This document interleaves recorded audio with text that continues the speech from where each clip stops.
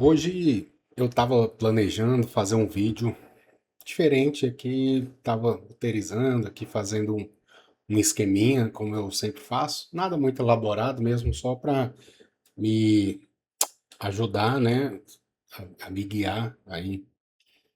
Mas aí eu desanimei, deixei de lado e vim falar uma espécie aí de desabafo, fazer um desabafo aqui com vocês. Pode parecer que o título é um pouco sensacionalista, né? Que dá aquele sinal de desespero, talvez aquele. Mas a ideia desse vídeo é contar um pouco porque, porque do meu desabafo, né? Quando eu criei esse canal aqui, quando eu criei esse projeto, o objetivo desse canal lá no começo era falar exclusivamente sobre política. E aí eu vou explicar o porquê mais pra frente. E aí vários acontecimentos ocorreram e eu deixei esse projeto de mão e resolvi fazer outra coisa. Quando eu voltei agora, nessa nova fase, eu pensei, quero incluir política na minha linha editorial, e falar um pouco sobre política e tentar levar a minha visão de mundo para as pessoas. Mas o cenário político hoje ele está tão desanimador que eu meio que desisti e estou considerando excluir essa linha editorial do canal de falar de política, de tentar falar de política no Brasil hoje, além de ser um território muito hostil, muito perigoso, você precisa medir muitas palavras para poder falar, e é uma coisa ruim porque eu costumo ser mais espontâneo ali, costumo falar algumas dar uma empolgada, né, às vezes com as minhas opiniões. Então eu não vejo esse cenário aí para poder falar de política como um cenário favorável. Se você acompanha a política, você sabe, a liberdade de expressão aos poucos está sendo cada vez mais destruída, né? Então, o Estado por si só, ele tem esse poder de ir oprimindo o ser humano e destruindo cada vez mais as suas liberdades. E a de expressão, que talvez seja uma das mais importantes, né? Toda liberdade é importante, tratando do indivíduo, mas a de expressão ela é muito importante. E o governo ele sabe disso, ele sabe que a internet deu voz às pessoas, e é por isso que ele tem uma luta constante aí para silenciar as pessoas, né? Os indivíduos. E aí eu, por causa disso, eu estou considerando a possibilidade de não falar de política no canal mais. Mas, antes de tomar essa decisão, eu vim fazer um disclaimer porque que eu tô pensando nisso, né? E aí esse vídeo ele tem um tom pessoal de desabafo que não tem muita alegria nesse vídeo hoje não. Vou contar uma historinha para vocês. Tudo começou na minha vida. O meu interesse por política ele começou ali por volta de 2015, 2016, que foi mais ou menos ali na época do governo Dilma, né? Já caminhando para o final do governo Dilma. Antes da política, antes desse período, eu não era uma pessoa que eu tinha zero interesse por política, falava muito pouco disso, não entendia nada, não sabia de nada. Eu não sou um especialista. Hoje eu sei só a quantidade de coisas que eu preciso saber que satisfaça ali a minha necessidade de conhecimento. Mas não sou um especialista, não sou cientista político, nem nada. Sou um brasileiro comum, como qualquer um de vocês aí. Então, antes desse período, eu tinha zero interesse. Eu vivia a minha vida ali, tinha minhas coisinhas, fazia minhas coisinhas ali, dava aula de dança, meu mundo girava em torno disso. Mas, quando foi em 2015, Eu fiz dois cursos simultaneamente. Eu comecei direito, eu comecei a faculdade de direito, não concluí, e eu fiz um curso técnico de gestão e segurança pública. Esses cursos rápidos tem até uma coisa interessante, né? Porque quando eu fiz o curso, ele era um curso técnico, e quando eu terminei, ele era curso superior, então eu tenho curso superior graças a essa mudança aí. Mas isso para mim é irrelevante, nunca utilizei isso, estou falando agora porque eu achei interessante. E quando você está dentro fazendo esses cursos, Cássio, por que que você resolveu fazer esses cursos? Primeiro porque, como qualquer brasileiro, uma vez na vida eu pensei em fazer concurso público. A melhor faculdade no Brasil hoje para você passar em qualquer concurso é direito. Isso aí, sem sombra de dúvidas, direito ele é muito versátil, né? Nesse sentido aí, você tem um leque de opções quando você faz a faculdade de direito. Então eu tinha o objetivo de passar em concurso público porque eu tinha uma visão sobre trabalho muito diferente da que eu tenho hoje, né? Sobre emprego, empreendedorismo, eu não pensava como eu penso hoje. Na minha época, como um brasileiro médio qualquer, eu pensava, bom, vou fazer um concurso. O de direito seria para passar, né, em alguns concursos aí de direito, e o de gestão e segurança pública era focado exclusivamente no objetivo de fazer o concurso da Polícia Militar.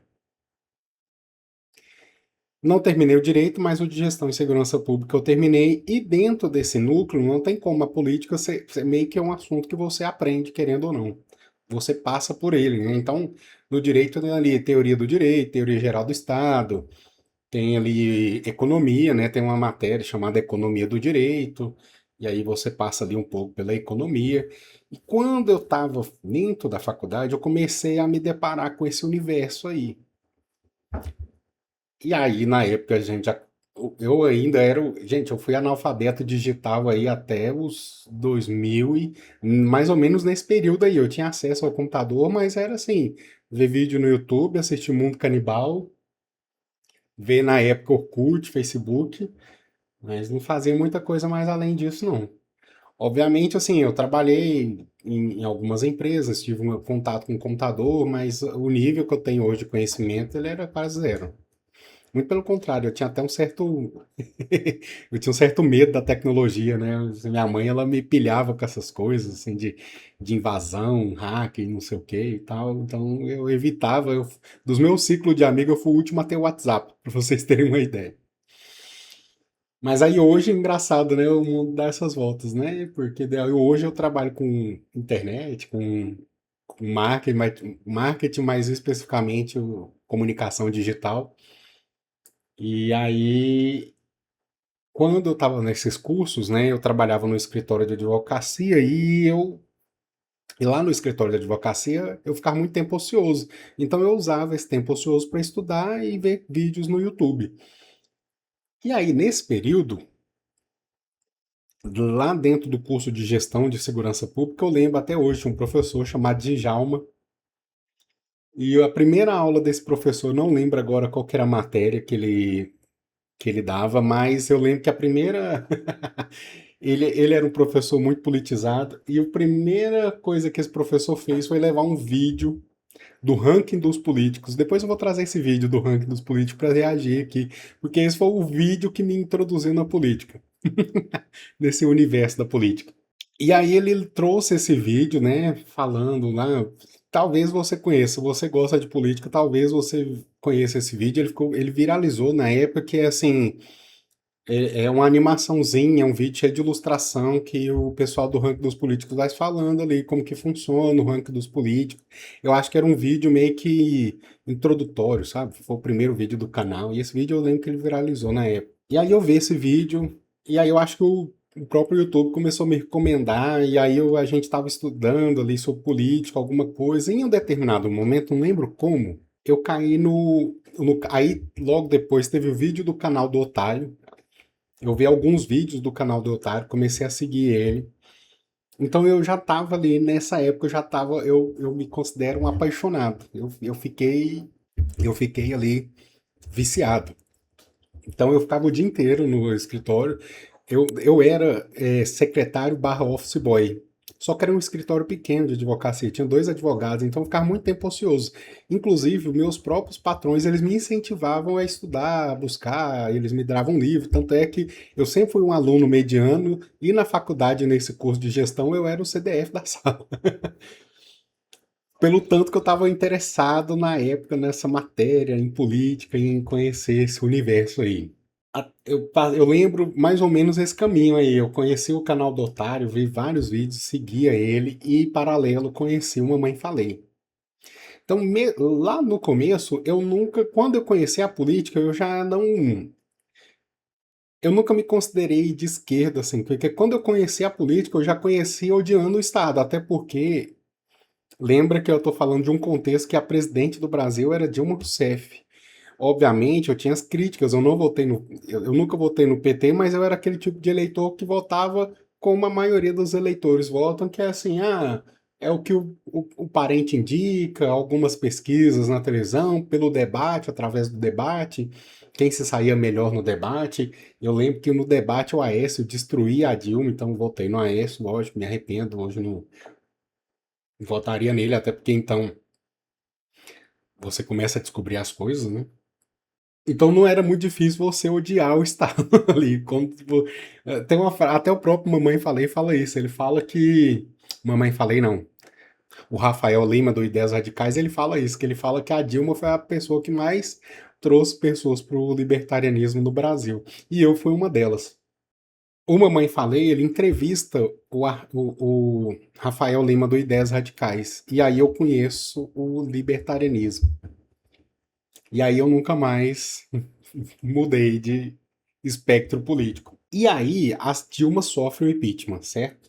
Nessa época eu estava já muito politizado, estava estudando, lendo livros, saio da faculdade de Direito, porque aí eu já não tem nada a ver com política a minha saída da faculdade de Direito, tem outras questões econômicas, né? Então eu trabalhava, tinha que pagar minha própria faculdade, chegou no...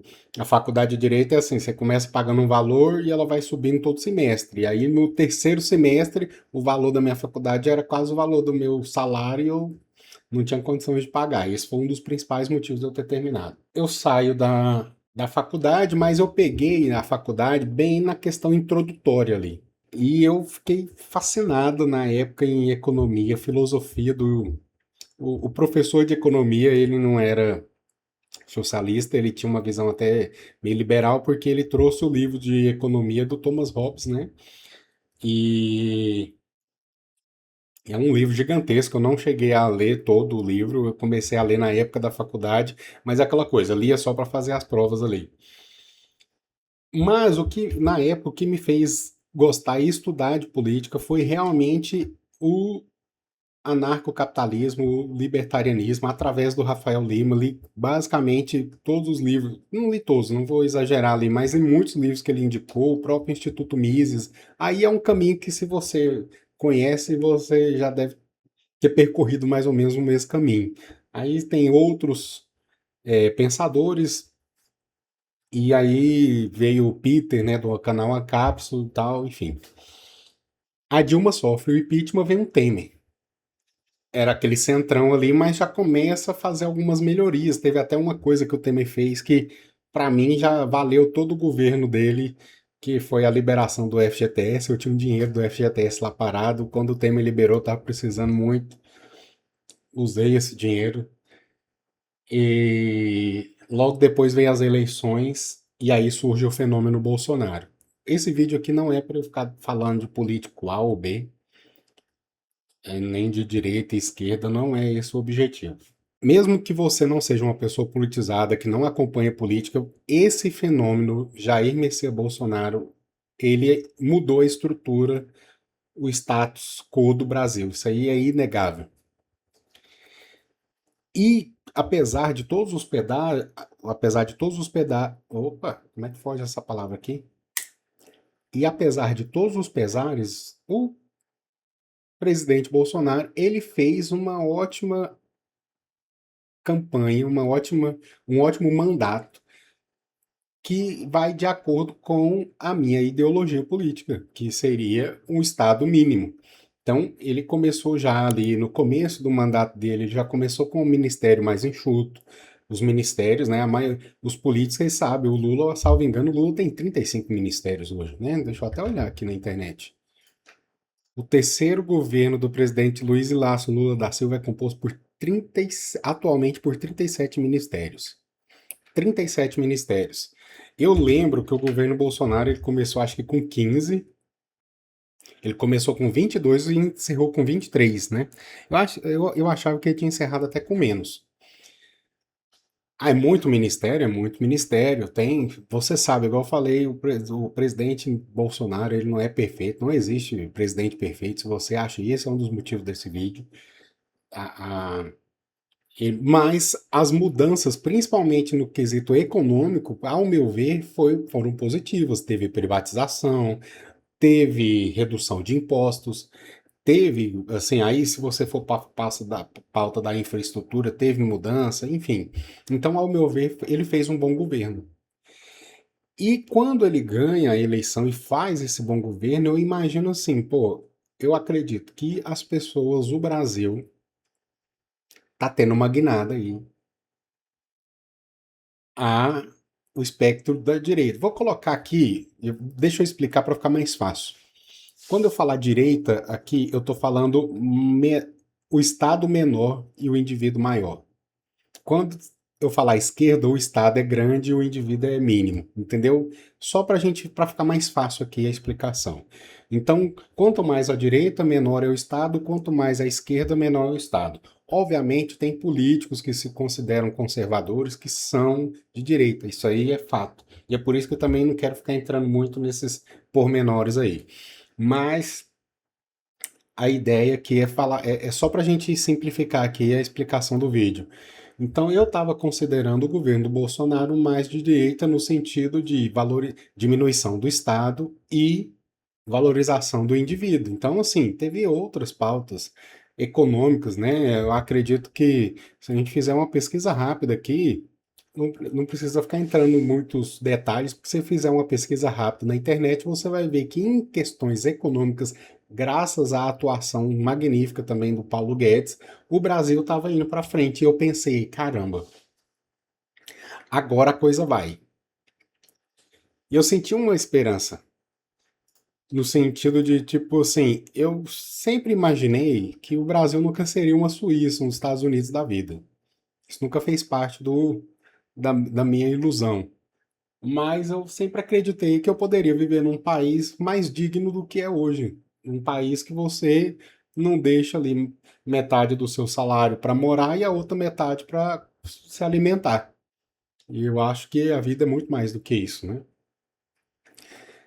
Mas eu não imaginava que a gente também iria descambar para o lado oposto, que foi o que aconteceu agora.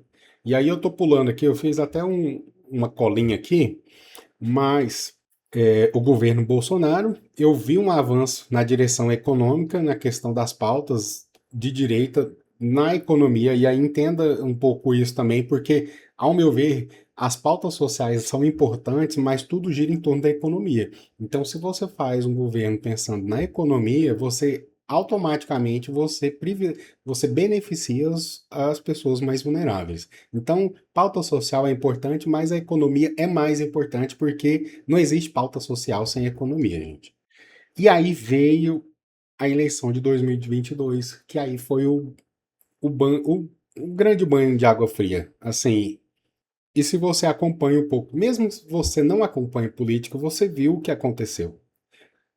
A política de 2022, gente, ela foi talvez a política, a eleição mais conturbada e uma das mais importantes do Brasil. Eu acredito que essa política, esse ano, seja o mais importante, mas pelo menos pela minha vivência, pequena história de vida, assim, eu não acredito nessa ideia, o Brasil vai acabar, isso também é muito radical. A política vai acabar, no caso, para mim, né? Eu coloquei, igual eu falei na thumb do vídeo, mesmo é só para chamar a sua atenção, mas a ideia não é que o Brasil vai acabar.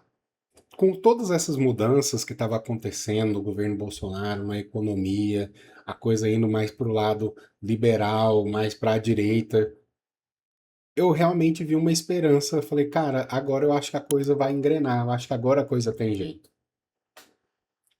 Só que 2022 nos surpreendeu de maneira negativa, pelo menos pro lado, pro espectro político que eu acredito. E aí eu vou tentar ilustrar alguns pontos aqui o porquê. Eu não sei se vocês sabem, talvez se você é muito novo você não se lembra, mas o governo do Luiz Inácio Lula da Silva, do começo do primeiro mandato até o último mandato, teve envolvido em esquemas de corrupção. Queira você ou não, seja ele inocente ou não, eu acredito que não seja, todo o governo dele tenha envolvimento no escândalo de corrupção. Mensalão, teve o Petrolão, teve outros esquemas aí. São tantos, gente, que eu nem lembro agora aqui de cabeça. E é engraçado que o brasileiro ele tem uma ojeriza tão grande à corrupção, só que quando o Lula volta, eu fico pensando, cara, que merda é essa?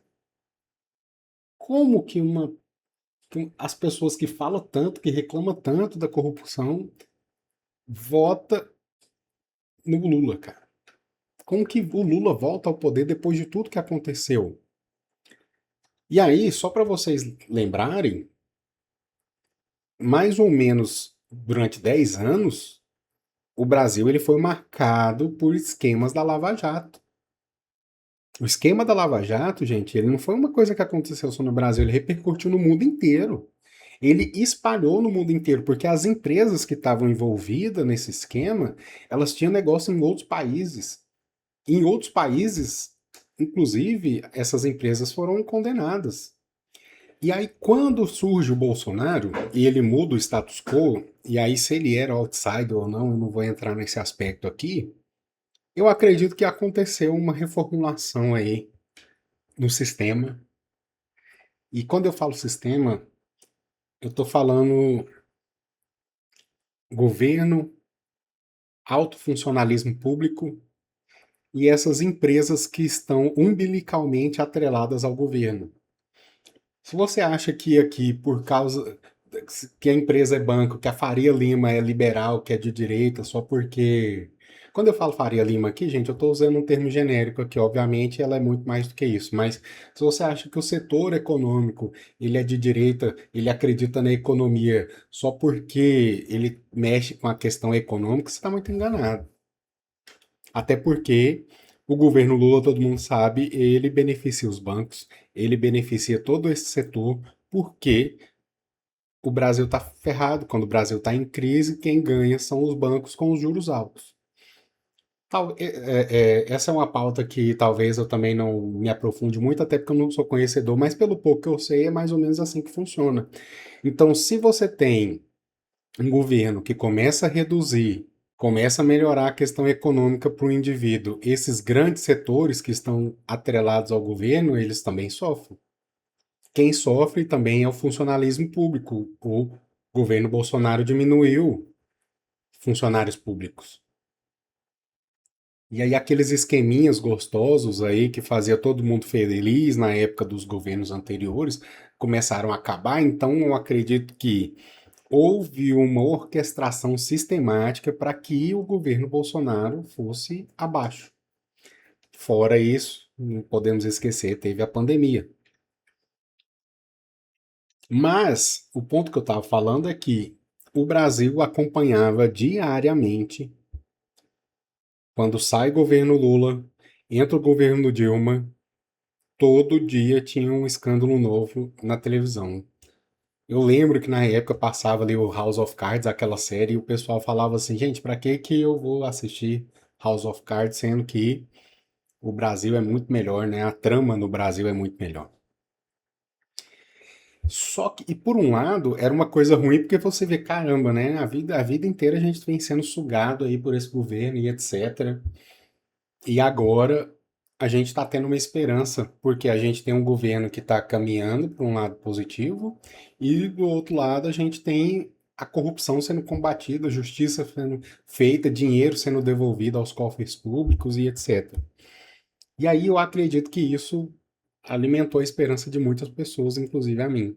Em determinado momento do governo Bolsonaro, depois de tudo que eles fizeram, eles viram que eles não conseguiam derrubar, né? Porque eu acredito que o objetivo desse sistema era o quê? O governo Bolsonaro é um acidente de percurso, um fenômeno da internet, ele não vai aguentar aí a pandemia. E a pandemia sofreu todas as críticas, não aconteceu nada. O cara só crescia. Teve o escândalo da Marielle, não aconteceu nada, não tinha nada. Daí pandemia não conseguiram. E aí tem um ponto interessante. Quando entra o Bolsonaro, eu não votei no Bolsonaro, eu votei no Amoedo. Como diz o Peter do canal Ancapso, eu amaldiçoo esse dedo, maldito dedo, por ter votado no Amoedo. Por quê? Eu voto no Amoedo acreditando nessa coisa, né, da direita limpinha, como dizem por aí, e cheio de questões econômicas mais favoráveis ao que eu acredito. Mas entra a pandemia, muda o jogo, pelo menos para mim, porque o Bolsonaro foi um dos únicos políticos no Brasil que defendia a liberdade individual, enquanto todos os outros, inclusive o maldito do João Moedo, defendia lockdown, restrição, pessoal para ficar em casa, e economia a gente vê depois. E aí, nesse momento, eu começo a enxergar o Bolsonaro com os outros olhos e começo a gostar da sua governabilidade. Até então eu era crítico. Obviamente, não sou passapano, acredito que ele fez coisas ruins no governo, mas nem se compara com tudo que a gente viveu na época do governo Lula, no esquema da Lava Jato. Nem se compara. Não fala o que você quiser falar, mas não tem comparação. Quando o sistema vê que eles não conseguem derrubar o Bolsonaro, eles fazem todo um esquema para destruir a Lava Jato e reviver o Lula. E a gente assistia aquilo sem poder fazer nada, porque tava tudo na mão dessa galera. E aí entra aí uma das minhas críticas ao governo Bolsonaro especificamente, a Senado, a Câmara dos Deputados, porque tudo foi sendo desfeito, assim, ó, peça por peça nas nossas frentes e a gente não pôde fazer nada, absolutamente nada. Até aí tudo bem. A eleição estava chegando, a gente bota o Bolsonaro de novo, troca alguns ministros do STF, renova o Senado e aí a gente começa a fazer alguma coisa que importa. Mas aí, meus amigos,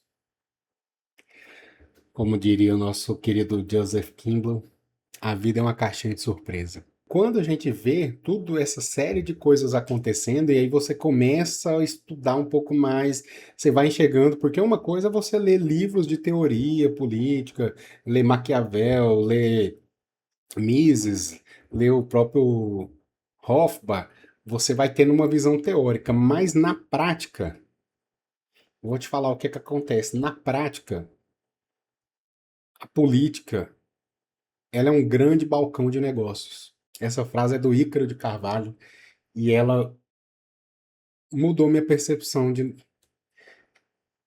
pensar, de ver as coisas. Porque eu vou tentar explicar mais ou menos para vocês. Existem dois Brasis. Existe o Brasil nosso aqui. As pessoas comuns, trabalhadoras, pagadoras de impostos. Você acorda cedo, você não tem muito tempo para ficar pensando em algumas coisas. Você só você tá naquela luta diária. Quando você tá no meio da luta ali, você não consegue raciocinar, você não consegue enxergar todo esse esquema que acontece. E você tem o Brasil de Brasília. Eu tô falando Brasília, mas o Brasil dos políticos. O Brasil da camada do Estado.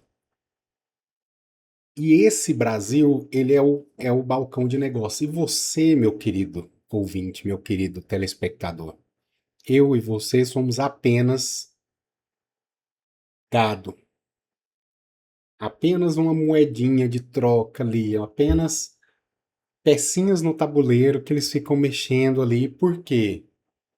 Nesse nosso Brasil, a gente tem nossa vida, a gente tem nossa família, a gente trabalha ali para ganhar o nosso pão de cada dia, sustentar.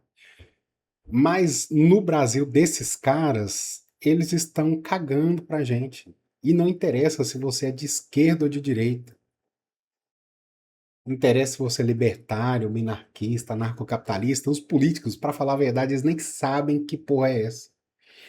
Para eles, o jogo é o seguinte: o que que eu vou ganhar com isso? E é simplesmente assim.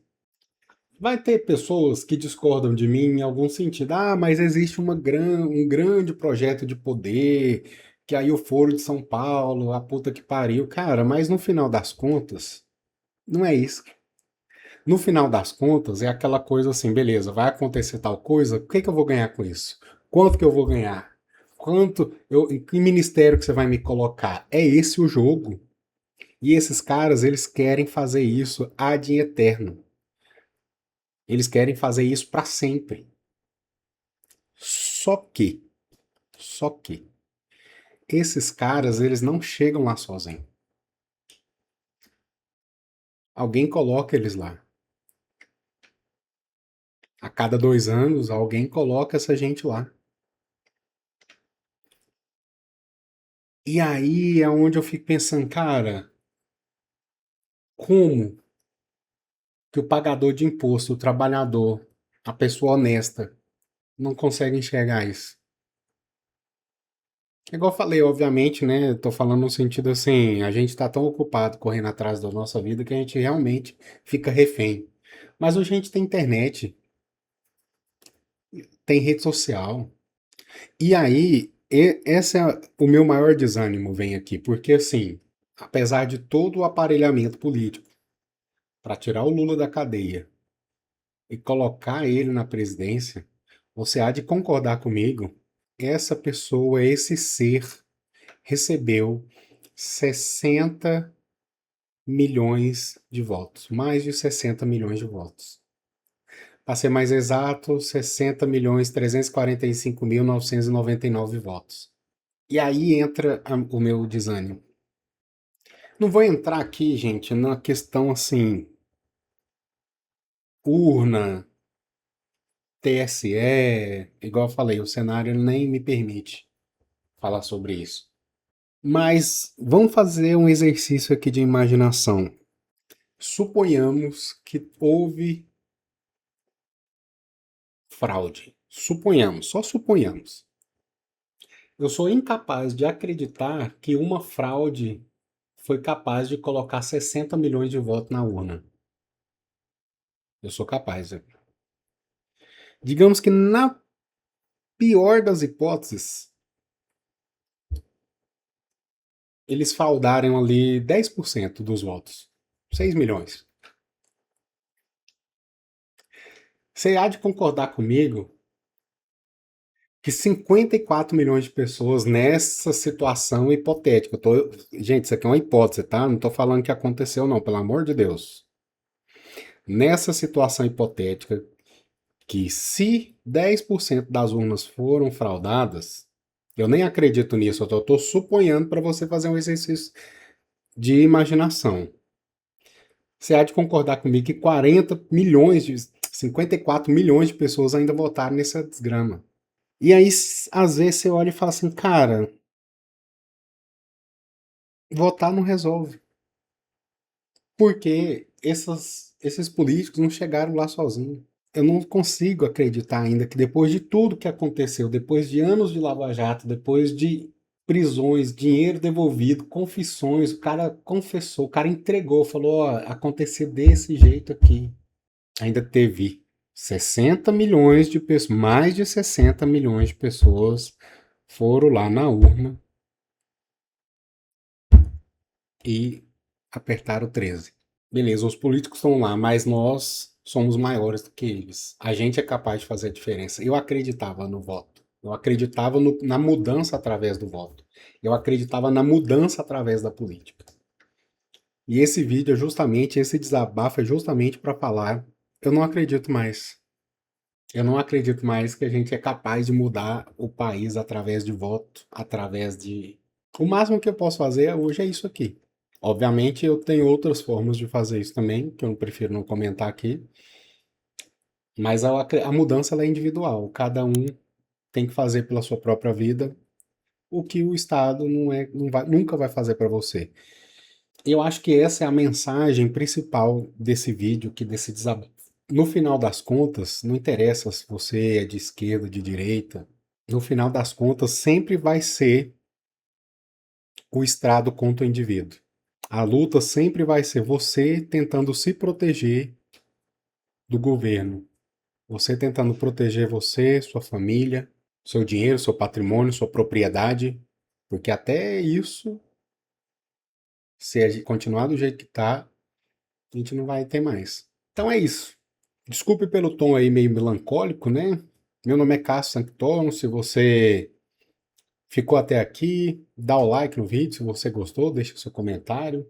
Compartilha esse vídeo. Eu acho que essa é uma mensagem importante, apesar de ser um vídeo de mais de 40 minutos. Acho que vale a pena ouvir. Você não precisa ficar me assistindo essa cara feia aqui, né? Coloca o fone no ouvido, vai fazer alguma coisa e reflita sobre isso. Vai começar as eleições agora e é talvez até um dos motivos de eu estar trazendo esse vídeo para cá. Não vale a pena você discutir com amigos, você perder amizade com familiares, brigar com pai, brigar com mãe, com tio, por causa dessa galera, porque o jogo deles é outro. No final das contas, vai ser você com você mesmo. É sempre você com você mesmo, correndo atrás dos seus objetivos e tentando se defender dessa grande entidade aí que todo dia tá achando um jeito de acabar com sua vida, de roubar seu dinheiro e de destruir sua liberdade. Por hoje é isso. Se você gostou, deixa seu like, comenta aqui embaixo e até a próxima.